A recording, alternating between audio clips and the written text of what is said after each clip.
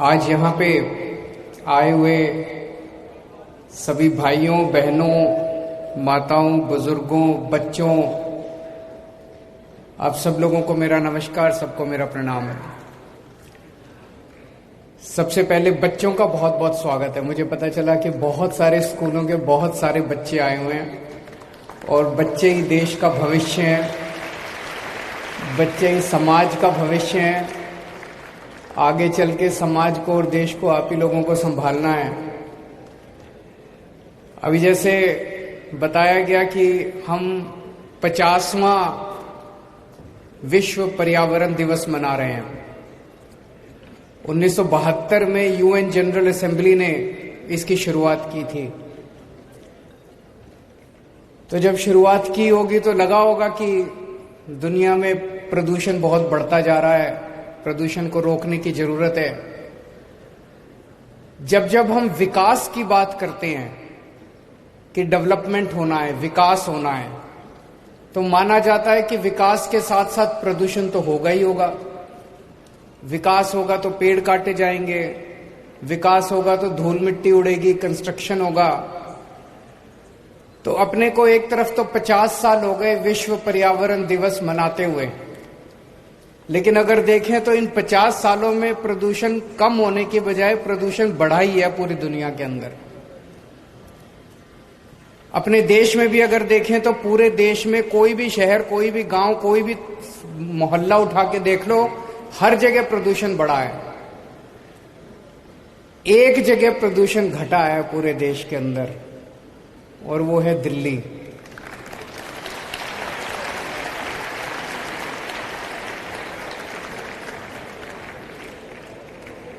पिछले 8 साल के अंदर दिल्ली में विकास की गति कम नहीं हुई है, विकास खूब तेजी से बढ़ रहा है।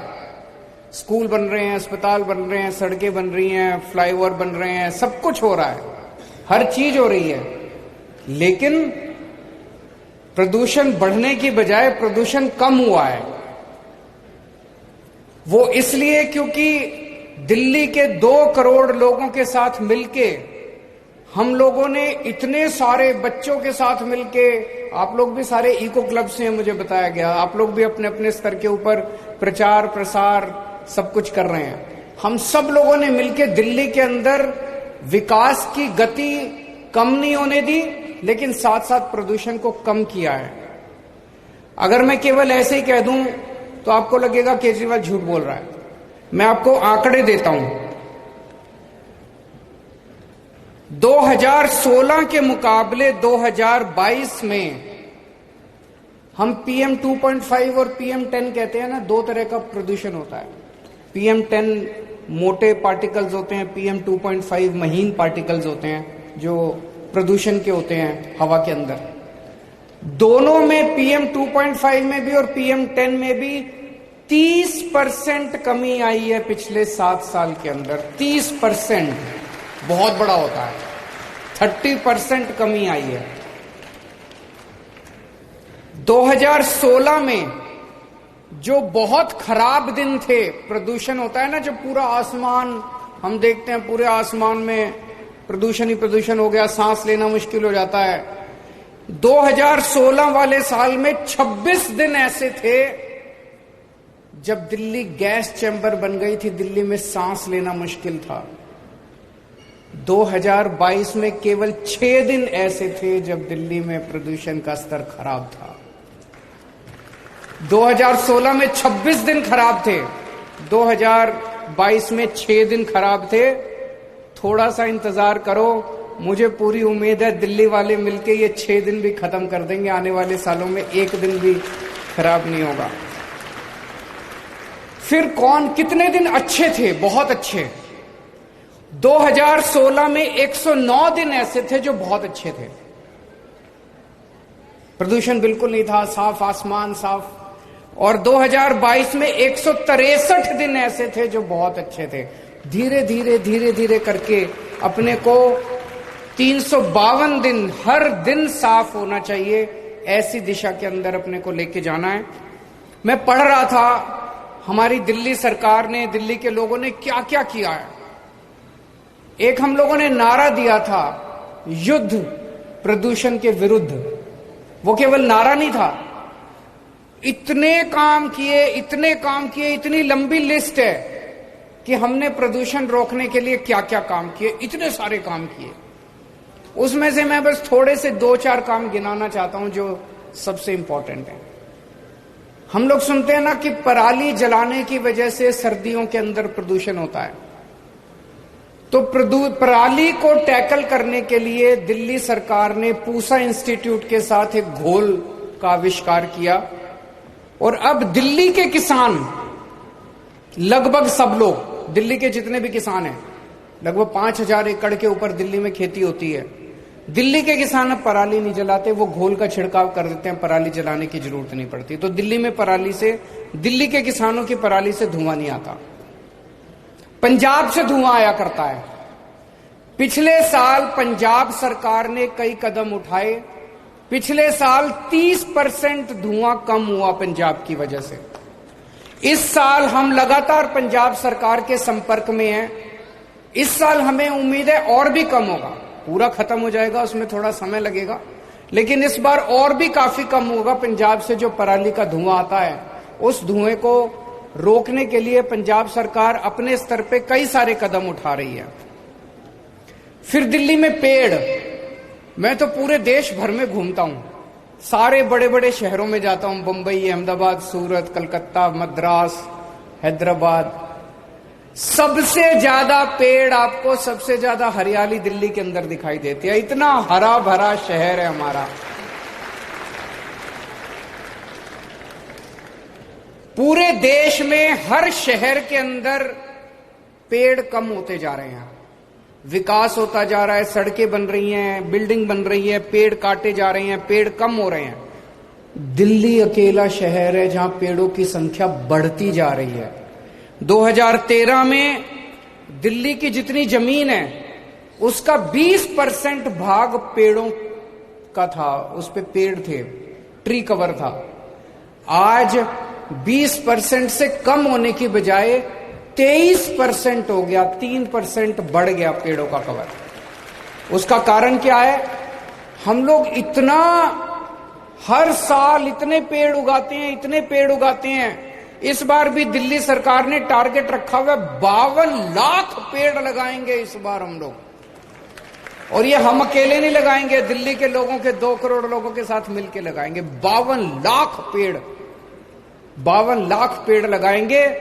और हम ये भी देखते हैं, कई बार सरकारी कार्यक्रमों में आप देखते हो पेड़ लगाया, कोई ध्यान नहीं दिया, 10 दिन में पेड़ खत्म हो गया। ऐसा नहीं है। हम ये भी देखते हैं कि सर्वाइवल रेट पेड़ों का कैसे बढ़ाया जाए। दिन ब दिन, साल दर साल सर्वाइवल रेट जो है पेड़ों का, उसको भी बढ़ाने के लिए काम किया जा रहा है।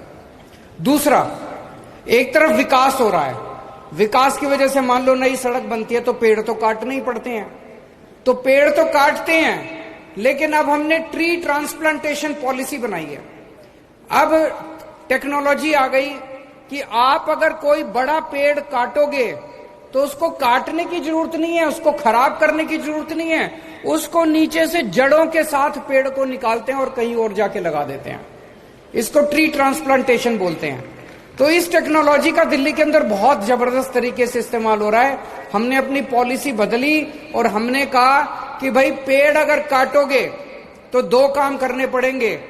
एक पेड़ काटने पे आपको 10 नए पेड़ लगाने पड़ेंगे, नए पौधे लगाने पड़ेंगे, ये तो करना ही है। इसके अलावा जो पेड़ काटा उसको गिराना नहीं है, उसको जड़ों के साथ नीचे से उठा के कहीं और ले जाके लगाना है। इसकी वजह से हमारे पेड़ जो है पुराने कई पेड़ ऐसे होते हैं 2-2 साल 400 साल पुराने पेड़ हैं, वो तो एक बहुत बड़ी धरोहर है, हमारा एसेट है। उन पेड़ों को हम कैसे खराब होने दे सकते हैं? इसके अलावा जो इंडस्ट्रियल पोल्यूशन है, दिल्ली के अंदर जो इंडस्ट्रियल एरियाज थे वहां जो ईंधन इस्तेमाल किया जाता था उसका बहुत पोल्यूशन होता था। हमने सारा पोल्यूटिंग फ्यूल जो है वो खत्म कर दिया। अब पीएनजी इस्तेमाल होता है, पीएनजी से पोल्यूशन नहीं फैलता। तो इंडस्ट्रियल पोल्यूशन भी एक तरह से हम लोगों ने दिल्ली में खत्म कर दिया। और आईआईटी कानपुर के साथ मिलकर हमने एक नया टेक्नोलॉजी का आविष्कार किया है दिल्ली में। जैसे अगर मैं कहूं, अभी मेरे को लग रहा है मैं सड़क पे जा रहा हूं कि पोल्यूशन बहुत ज्यादा है। अब मुख्यमंत्री होते हुए मेरे को ये नहीं पता ये पोल्यूशन किस वजह से है। ये मिट्टी का पोल्यूशन है, ये ट्रांसपोर्ट का पोल्यूशन है, ये इंडस्ट्री का पोल्यूशन है, ये पराली का पोल्यूशन है। ये कहां से आ रहा है पोल्यूशन, किस वजह से पोल्यूशन हो रहा है? तो अगर मुख्यमंत्री होने के नाते मेरे को ये पता चल जाए इस वक्त दिल्ली में पोल्यूशन इस वजह से हो रहा है, तो मैं उस एक्टिविटी को बंद कर सकता हूं, उस एक्टिविटी को कम कर सकता हूं। इसको कहते हैं real time basis, real time source apportionment, कि रियल टाइम बेसिस पे हमें पता चले, सरकार को पता चले कि इस टाइम पोल्यूशन किस वजह से हो रहा है। अभी तक ये टेक्नोलॉजी अवेलेबल नहीं थी कहीं भी। दिल्ली सरकार के कहने से आईआईटी कानपुर ने इस टेक्नोलॉजी का इजाद किया और अब हमें पता चलता है कि इस टाइम पोल्यूशन किस वजह से है। तो हमें पता चला सर्दियों में 1 महीना तो पोल्यूशन पराली का होता है, उसके बाद बाकी सर्दियों के अंदर वो जो अपने जगह जगह कहीं कोई ड्राइवर, कहीं सिक्योरिटी गार्ड, कहीं वो आग जला के बैठते हैं ना सर्दियों में अपना तापने के लिए, सबसे ज्यादा पोल्यूशन उस वजह से होता है। ये हमें इस स्टडी से पता चला। गर्मियों में पोल्यूशन का कारण बिल्कुल अलग है। गर्मियों में पोल्यूशन होता है डस्ट की वजह से, ये जो कूड़े के पहाड़ है इनमें जो आग लग रही है इसका धुआं होता है उस वजह से।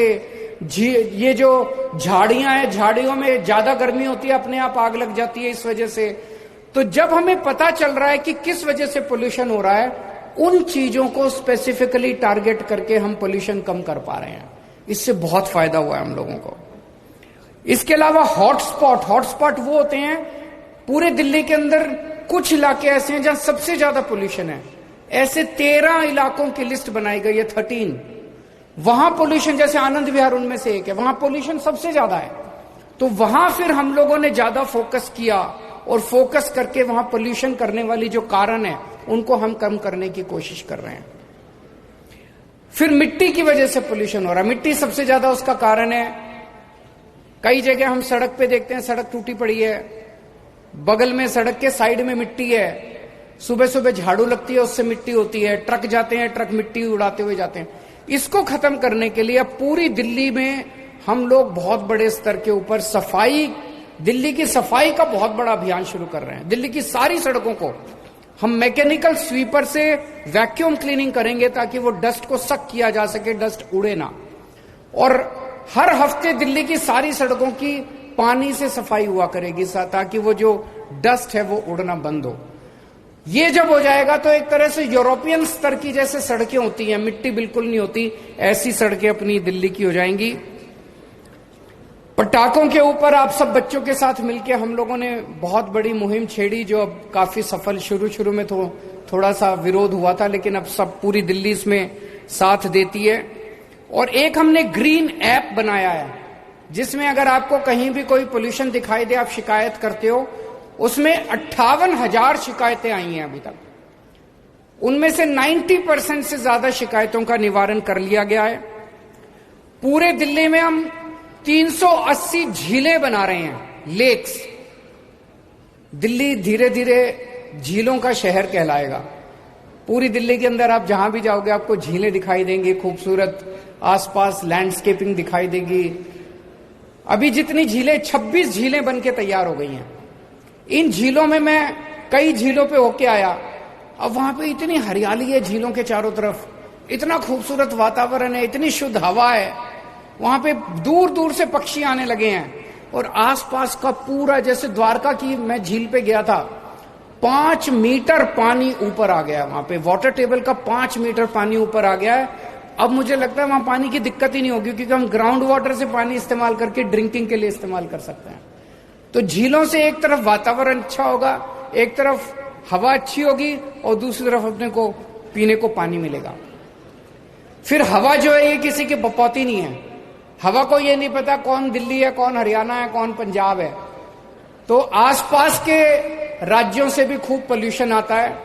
आसपास के एनसीआर के जितने राज्य हैं उनकी सरकारों से हम लगातार बातचीत करते हैं। आसपास ईंट के भट्टे हैं, आसपास जो पावर प्लांट्स हैं, वहां से जो पोल्यूशन दिल्ली में आता है उसको भी हम रोकने का प्रयास कर रहे हैं।